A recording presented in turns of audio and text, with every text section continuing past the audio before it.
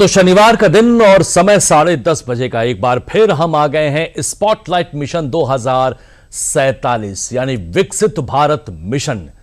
देश को वर्ष 2047 तक एक विकसित और आत्मनिर्भर राष्ट्र बनाने की दिशा में एक महत्वपूर्ण संकल्प, जिसका उद्देश्य आर्थिक विकास, सामाजिक समृद्धि, आधुनिक बुनियादी ढांचे, तकनीकी प्रगति और समावेशी विकास के माध्यम से भारत को वैश्विक स्तर पर एक सशक्त और अग्रणी राष्ट्र के रूप में स्थापित करना। स्पॉटलाइट मिशन 2047 के इस खास शो में हम बात करते हैं हमेशा यूपी के विकास यात्रा की, क्योंकि देश के सबसे बड़े राज्य का विकास ही पीएम मोदी का विकसित भारत का सपना पूरा करने में अपनी अहम भूमिका निभा भी रहा है और निभाएगा भी। क्योंकि विकसित भारत अब सपना नहीं है, क्योंकि विकसित भारत एक लक्ष्य है और यह लक्ष्य हमारे आपके प्रयासों से ही हासिल होगा। इसी संकल्प के साथ, इसी दृढ़ संकल्प के साथ हम शुरुआत करते हैं प्रदेश के पीलीभीत टाइगर रिजर्व के आसपास के गांव में रहने वाले लोगों की, जो अब जंगल के पहरेदार बन गए हैं। कैसे बन गए हैं, देखिए हमारी इस रिपोर्ट में।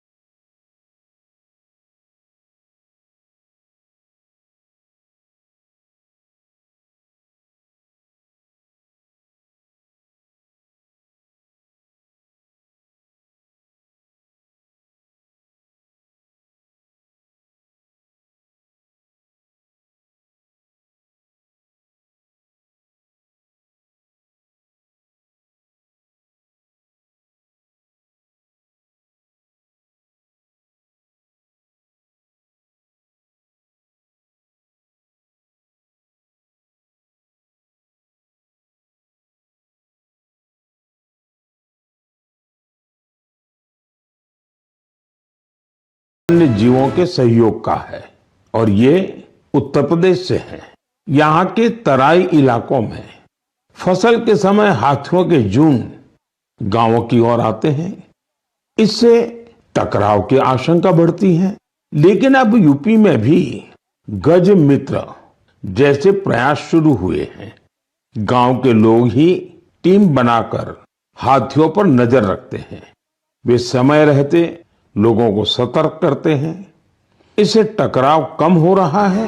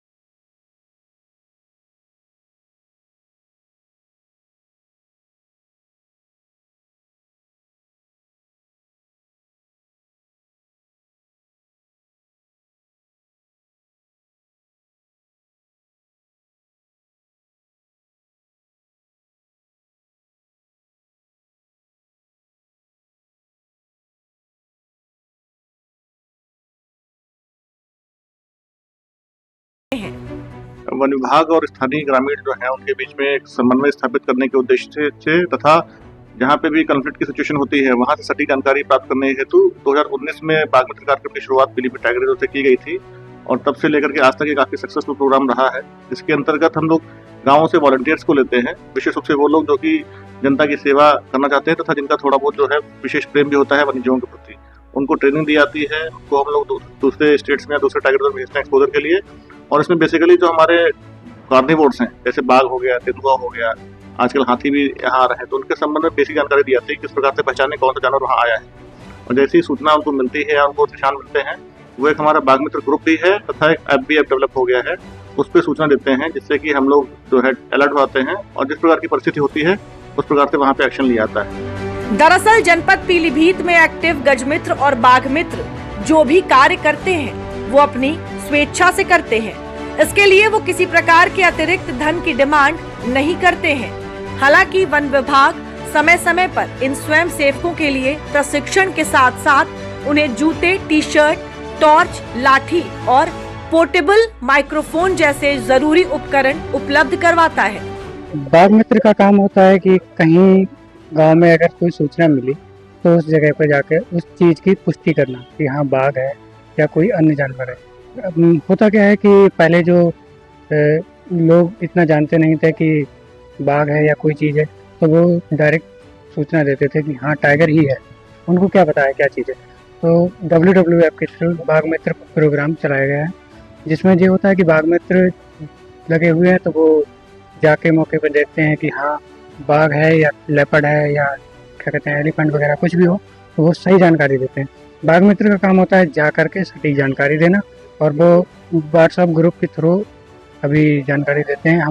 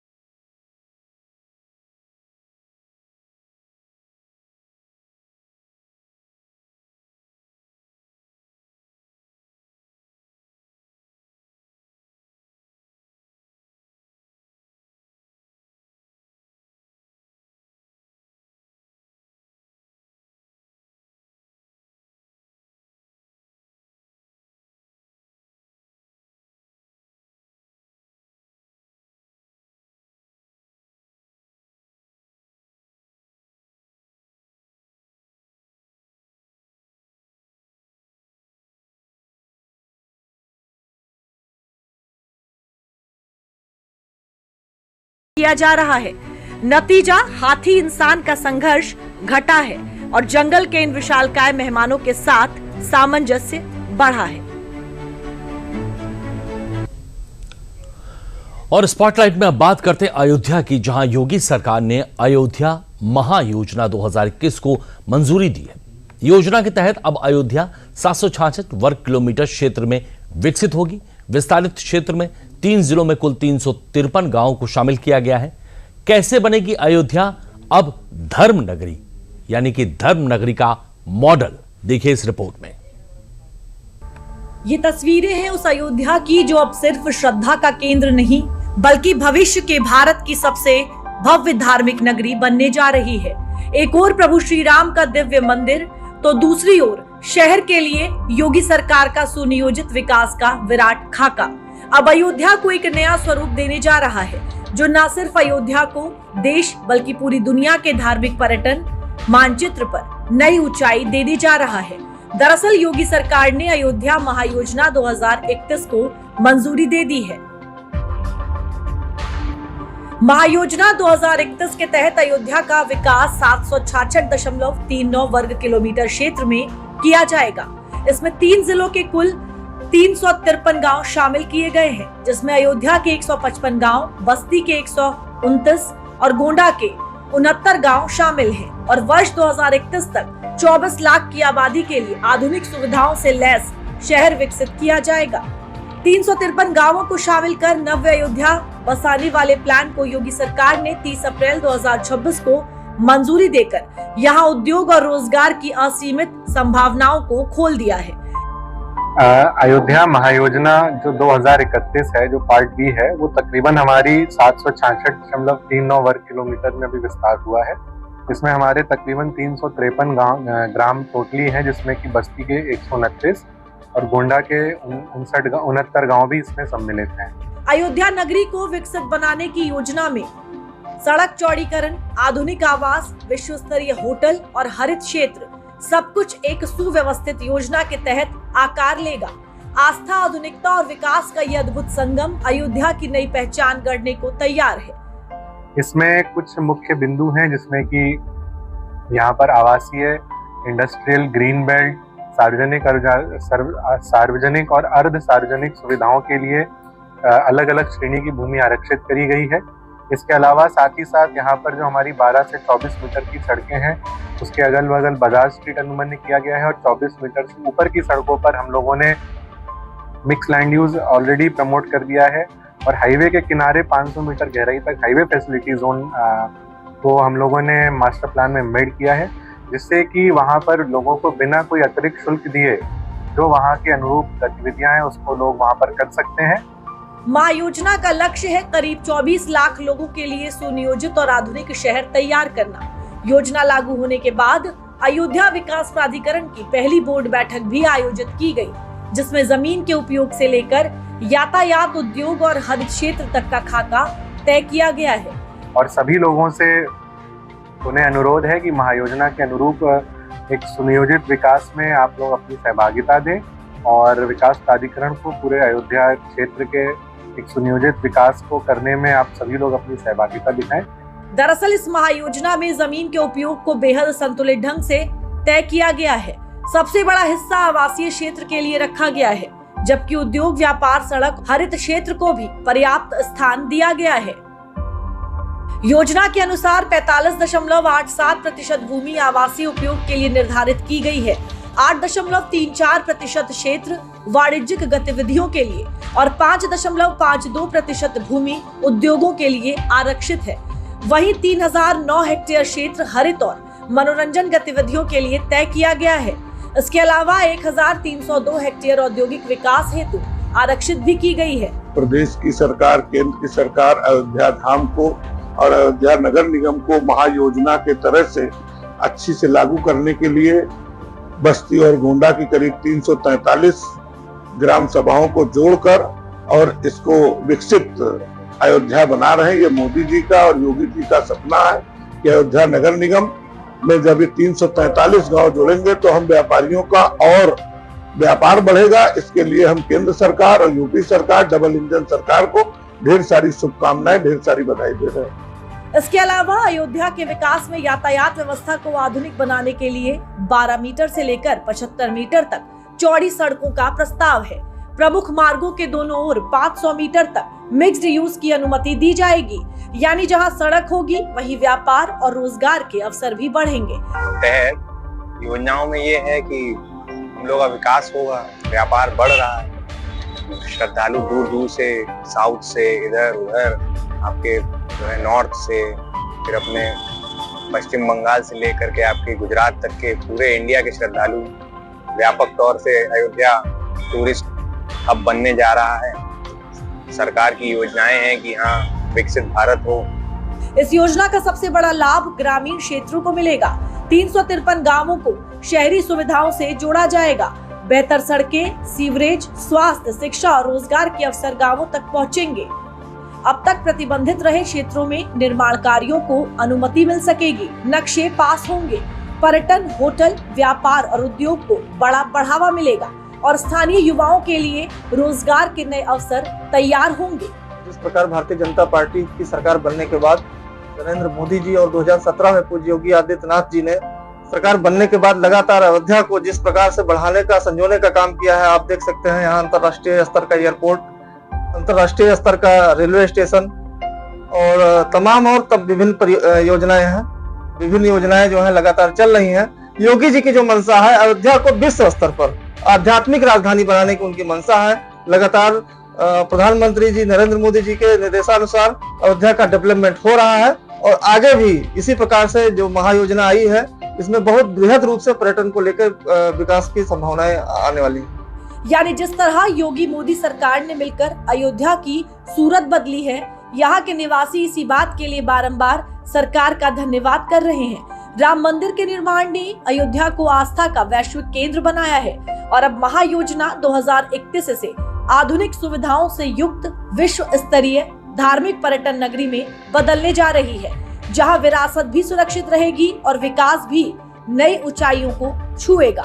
कुल मिलाकर अयोध्या महायोजना 2031 सिर्फ जमीन के विस्तार की योजना नहीं है, बल्कि ये उस नए भारत की तस्वीर है जहां आस्था और आधुनिकता साथ साथ आगे बढ़ती है, जहां गांव और शहर के बीच की दूरी मिटती है और जहां रामनगरी अब नव्य अयोध्या बनकर दुनिया के सामने नई पहचान गढ़ने जा रही है। और स्पॉटलाइट मिशन में अगली खबर यूपी के अलीगढ़ से है, जहां शेखा झील पक्षी अभयारण्य को मिला रामसर साइट्स का दर्जा। केंद्रीय पर्यावरण मंत्री भूपेंद्र यादव ने इस झील को रामसर साइट का दर्जा देने की घोषणा की है। दरअसल यहां पर 249 प्रजातियों के पक्षी हैं, जिनमें 62 प्रजातियां पूरी तरह जल पर निर्भर करती हैं। क्या है इस झील की खासियत, देखिए इस रिपोर्ट में। ये तस्वीरें हैं अलीगढ़ के शेखा पक्षी विहार की, जहां झील के बीचों बीच तैराकी लगाती हुई ये बतखें, पेड़ की डाली से पूरा जहां निहारते हुए ये पक्षी और लंबे लंबे डगों में झील के छोर को मापते ये बगुले मानो यहाँ की आबो हवा को अपना मान चुके हैं।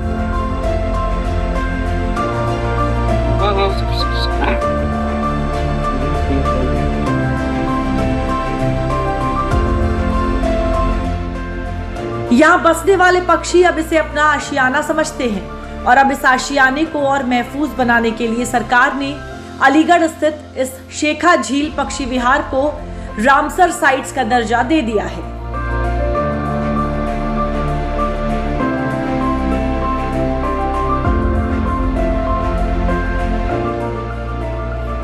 रामसर साइट का दर्जा मिलने के बाद शेखा पक्षी विहार आर्द्र भूमि वैश्विक महत्व की सूची में शामिल हो गया है, जिससे शेखा झील पक्षी अभयारण्य के संरक्षण और विकास को नई रफ्तार मिलेगी। शेखा झील प्रदेश का 12वां और भारत का 99वां रामसर साइट स्थल बन चुका है। यहाँ पर 249 प्रजातियों के पक्षी हैं, जिसमें 62 प्रजातियां पूरी तरह से जल पर निर्भर हैं। केंद्रीय पर्यावरण मंत्री भूपेंद्र यादव ने इस झील को रामसर साइट का दर्जा देने की घोषणा की है।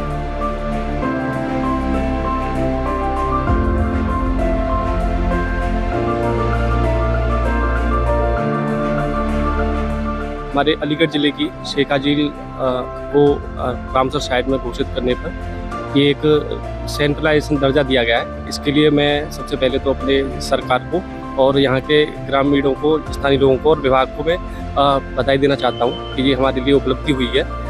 और इसमें एक्चुअली में यहाँ पे पर्यावरण के दृष्टि से यहाँ पे जो उभर रहा है हमारा ये पर्यटन की दृष्टि से उभर रहा है, उसमें काफ़ी यहाँ पे इम्प्रूवमेंट मिलेंगे। लोगों को जागरूकता बढ़ेगी यहाँ पे और पर्यटन का विकास बढ़ेगा। अलीगढ़ का शेखा पक्षी विहार रामसर साइट्स का दर्जा मिलने के बाद से ही अंतर्राष्ट्रीय स्तर पर चमक उठा है। आने वाले समय में यहाँ कई तरह के नए इनोवेशन भी देखे जाएंगे, जो जिले के पर्यटन को बढ़ावा भी देंगे।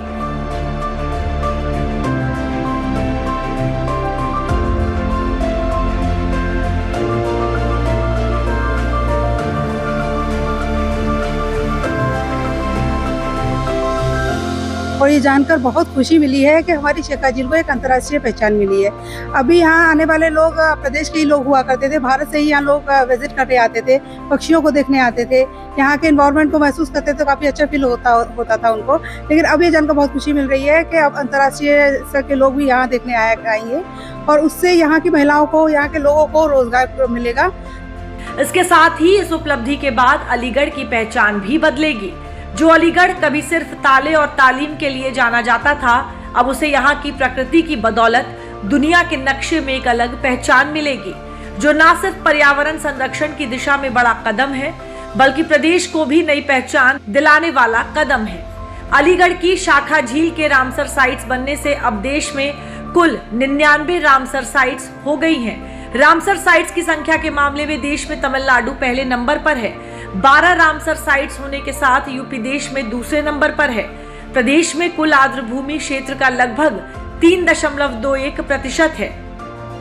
यूपी में अलीगढ़ शेखा पक्षी विहार के अलावा यूपी के एटा, आगरा, उन्नाव, गोंडा, मैनपुरी, रायबरेली, हरदोई, इटावा, संत कबीर नगर, मुजफ्फरनगर और ऊपरी गंगा में भी रामसर साइट स्थित है, जो स्थानीय लोगों की आजीविका में सुधार का बड़ा कारण भी है।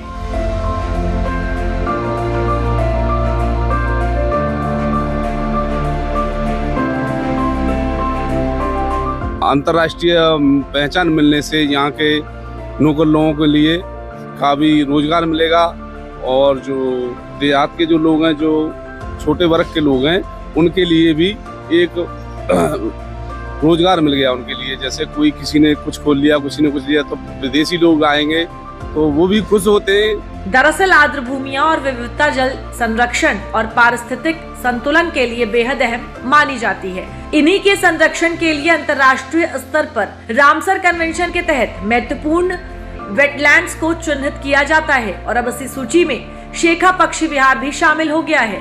ये वही शेखा झील है जिसे साल 2016 में वाइल्ड लाइफ सेंचुरी घोषित किया गया था और अब अंतर्राष्ट्रीय मान्यता मिलने के बाद यहाँ संरक्षण के प्रयासों को नई मजबूती मिलेगी।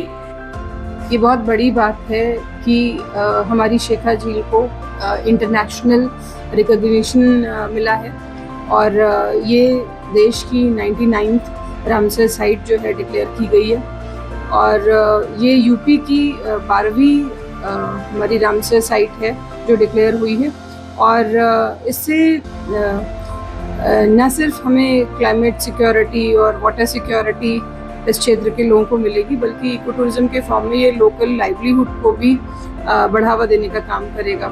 रामसर कन्वेंशन एक अंतर्राष्ट्रीय संधि है जिसकी शुरुआत रामसर में 1971 में हुई थी। इसका उद्देश्य दुनिया भर की आर्द्र भूमियों का संरक्षण करना है।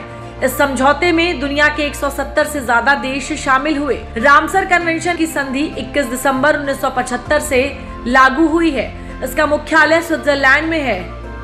संधि के मुताबिक इसमें ऐसे वेटलैंड का चयन किया जाता है जो जल प्रवाही हो, पशु पक्षियों का प्राकृतिक आवास हो एवं जैव विविधता की संभावनाएं हो। संरक्षण की जिम्मेदारी संबंधित राज्य एवं देश की होती है। हमारी अलीगढ़ की शेखा झील एक बर्ड सेंचुरी है जो कि 2016 में डिक्लेयर की गई थी भारत सरकार द्वारा। तो इसके बाद हमने कंजर्वेशन एफर्ट्स किए हैं, हमने यहाँ पे वाटर हाइसिंथ रिमूवल किया है, हमने डिसिल्टेशन का काम किया है और लोगों को जोड़ के हमने यहाँ पे जन जागरूकता के थ्रू हमने ये सारे कार्य किए हैं। अब इसके परिणाम स्वरूप जो अच्छा कंजर्वेशन एफर्ट हुआ है फॉरेस्ट डिपार्टमेंट के द्वारा, लोगों के सहयोग के द्वारा, तो उससे क्या हुआ है कि यहाँ पे बायोडाइवर्सिटी बढ़ी है। बर्ड्स का जो माइग्रेटरी बर्ड्स हैं, रेजिडेंट बर्ड्स हैं, उनका नंबर्स में इंक्रीज़ हुआ है। अब यहाँ पे बर्ड्स की संख्या लगभग 20,000 के आसपास पहुँच चुकी है, जो कि दिसंबर और जनवरी के माह में यहाँ पे विजिट करती हैं। डबल इंजन सरकार और यहाँ के लोगों के प्रयासों के चलते आज ये शेखा झील पूरी दुनिया में अलीगढ़ का परचम लहरा रही है।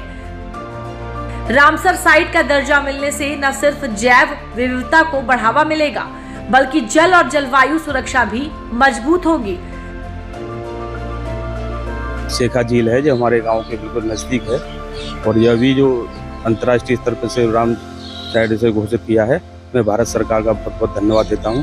उन्होंने हमारे क्षेत्र के विकास के लिए दरवाजे खोले हैं और तो बाहर से लोग आएंगे तो रोजगार भी, जब क्षेत्र में रोजगार भी पढ़ेंगे।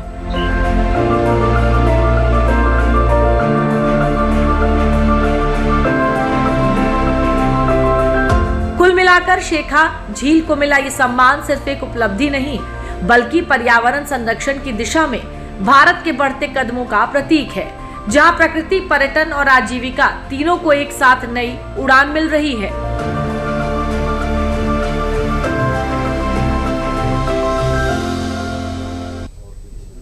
स्पॉटलाइट 2047 में अब हम आपको लेकर चलते हैं प्रदेश के कौशाम्बी की एक जेल में। यहाँ के बंदी कुछ खास कर रहे हैं, खास इन मायनों में कि उनके हाथों में हुनर है, कलाकारी है और उस कलाकारी को किस आयाम तक पहुंचाया जा रहा है, आइए जानते हैं। लकड़ी पर खूबसूरत नक्काशी से सजे ये फूलदान, कुर्सियां, अशोक स्तंभ और आकर्षक वस्तुएं, ऐसा लगता है जैसे कला में पारंगत किसी कारीगर ने तराश कर तैयार किए। लेकिन आपको जानकर हैरानी होगी कि इन्हें किसी परंपरागत कारीगर ने तैयार नहीं किया है, बल्कि ये तो कौशाम्बी जेल में बंद हुनरमंद कैदियों द्वारा तैयार किए जा रहे हैं। जेल में सूखी बेकार पड़ी लकड़ी को इन हुनरमंद कारीगरों ने तराश कर ऐसे आकार में ढाला है जो न सिर्फ लुभाता है बल्कि देश के प्रति सम्मान का भाव भी जगाता है। बंदी अब हुनर सीखकर जीवन की नई राह तैयार कर रहे हैं। कैदियों द्वारा तैयार सुंदर प्रतिकृतियों की मांग भी बढ़ रही है। इनका आकार 6 इंच से लेकर 2 फीट तक है। इसके अलावा श्यामा तुलसी की माला, फर्नीचर और सजावटी सामान भी बनाए जा रहे हैं। जेल में 500 से अधिक बंदी हैं जो विभिन्न कार्यों में लगे हैं। कौशाम्बी जिला जेल बंदियों के लिए सुधार और आत्मनिर्भरता का केंद्र बनता जा रहा है। कौशल विकास मिशन के तहत मशीन मिलने के बाद कैदियों की काष्ठ कला में रुचि और बढ़ी है। वर्तमान में 8 बंदी काष्ठ कला और 5 बंदी माटी कला में प्रशिक्षित हो रहे हैं। दरअसल कौशल विकास मिशन डबल इंजन सरकार की एक महत्वाकांक्षी योजना है जो स्किल इंडिया मिशन के समान है।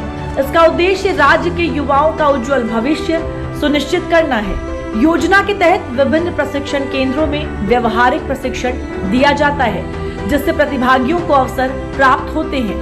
कौशल विकास मिशन योजना के प्रमुख फायदों की बात करें तो इसके तहत फैशन डिजाइनिंग, मोटर वाहन, कंप्यूटर इलेक्ट्रॉनिक्स, बिजली के काम, ब्यूटिशियन कौशल, स्वास्थ्य सेवा आदि क्षेत्रों में प्रशिक्षण दिया जाता है। 34 क्षेत्रों में 283 पाठ्यक्रमों के माध्यम से कौशल विकास के विस्तृत विकल्प प्रदान करता है। सभी केंद्रों में अंग्रेजी भाषा और कंप्यूटर शिक्षा का प्रशिक्षण भी शामिल है। उन युवाओं को उद्योग प्रासंगिक कौशल अर्जित करने का अवसर प्रदान करता है जो आगे की शिक्षा नहीं ले पा रहे हैं। किफायती लागत पर निवास के निकट स्थित केंद्रों में प्रशिक्षण प्रदान करता है। साथ ही पेशेवर कैरियर काउंसिल की सुविधा भी उपलब्ध कराता है। प्रशिक्षण कार्यक्रम के सफल समापन पर उम्मीदवारों को उत्तर प्रदेश स्किल ट्रेनिंग प्रमाण पत्र प्रदान किया जाता है। कुल मिलाकर प्रदेश सरकार की इस महत्वाकांक्षी योजना की बदौलत ही आज कौशाम्बी जेल के बंदियों को अलग पहचान मिल रही है। कौशाम्बी जिला जेल में बंदियों द्वारा तैयार किए जाने वाले ये उत्पाद सरकारी आयोजकों और लोक अदालतों में प्रदर्शित किए जाते हैं। बिक्री से होने वाली आय बंदियों को दी जाती है, जिससे वे अपने परिवार की मदद और मुकदमों की पैरवी कर रहे हैं। ये पहल बंदियों में आत्मविश्वास और देशभक्ति की भावना भी बढ़ा रहा है।